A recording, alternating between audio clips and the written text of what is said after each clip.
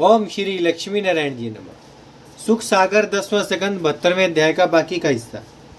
हे राजन, इन लोगों के सिवा और बहुत ऐसे दानी हुए जिन्होंने अपना धन व प्राण देने में कुछ लोभ नहीं किया।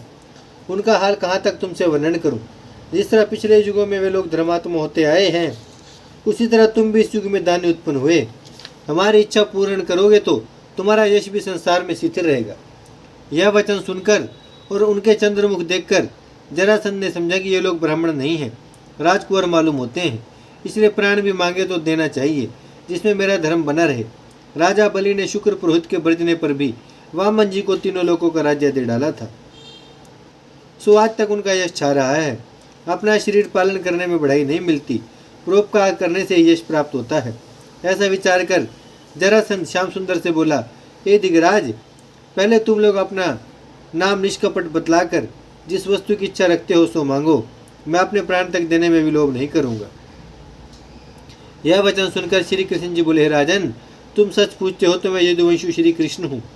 ये दोनों भीमसेन व अर्जुन हमारे फूफा के बेटे हैं। मेरी वे तुम्हारी पहले भी मथुरा में भेंट हुई थी, तुम मुझको पहचानते होगे। मैं तुम्हारे यहाँ भिक्षा लेने नहीं आया, अकेला युद्ध दान मांगने आया हूँ। इसके सिवा और कुछ नहीं चाहता। यह सुनते जरासंध प्रसन्न होकर बोला, बहुत अच्छा, मैंने तुम्हारा कहना माना, पर तुम मेरे सामने से भागकर द्वारका जा बसे हो, इसलिए तुमसे लड़ते हुए मुझे लज्जा आती है। अर्जुन की अवस्था छोटी है और यह वर्ष दिन तक हिजड़ा बनकर राजा विराट के यहाँ रहा था, इससे क्या लड़ूं। भीमसेन के साथ जो मेरे बराबर का है लड़ूंगा।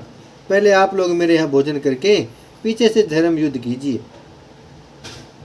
जब श्याम सुंदर ने भीमसेन व अर्जुन समेत राजा जरासंध के यहाँ 36 प्रकार के व्यंजन भोजन किया, तब राजा जरासंध ने 2 गदा लोहे की मंगवाई और भीमसेन को ब्राह्मण का वेश छुड़ाकर एक गदा उसको दी और एक आप ली। जब दोनों शूरवीर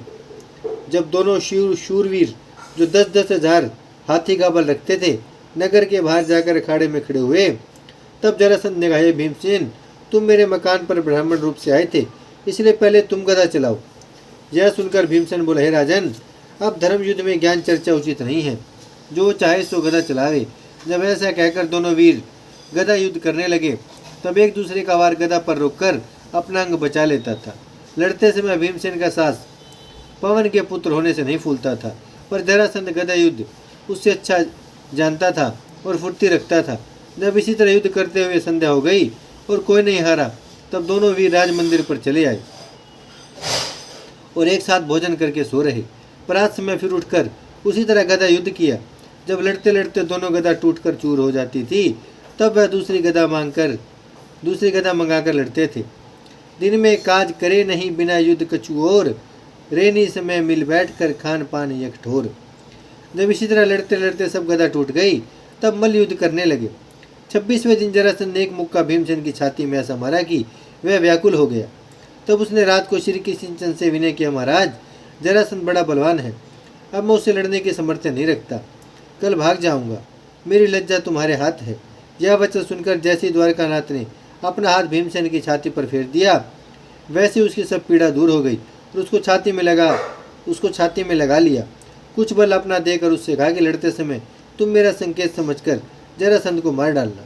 जब 27वें दिन फिर दोनों शूरवीर लड़ने लगे, तब दैत्य संगारण ने भीमसेन को एक तिनका दिखलाकर बीच में से चीर डाला।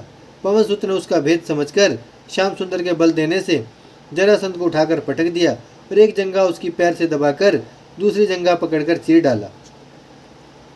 उसका शरीर बीच में जोड़ा हुआ था, आधो आध होकर वह मर गया। जरासंध के मरते देवताओं ने प्रसन्न होकर भीमसेन आदि पर फूल बरसाए और अनेक बाजे बजाकर जय जयकार करने लगे। श्याम सुंदर व अर्जुन ने भीमसेन की भुजा पूछकर उसकी बढ़ाई की। जरासंध या विधि हत्यो भीमसेन के हाथ, सब लोगों को सुख दियो, माखन प्रभु यदुनाथ।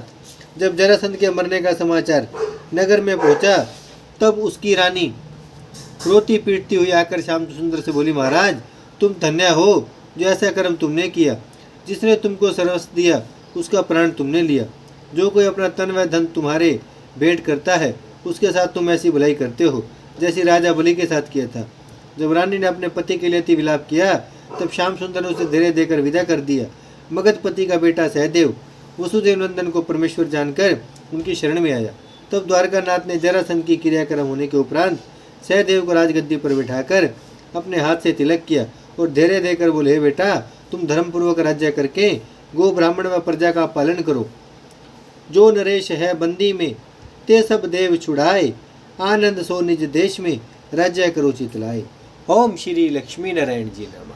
भजमन नारायण नारायण नारायण, श्रीमन नारायण नारायण नारायण, लक्ष्मी नारायण नारायण नारायण, सत्य नारायण नारायण नारायण, भजमन नारायण श्रीमन नारायण, लक्ष्मी नारायण सत्य नारायण।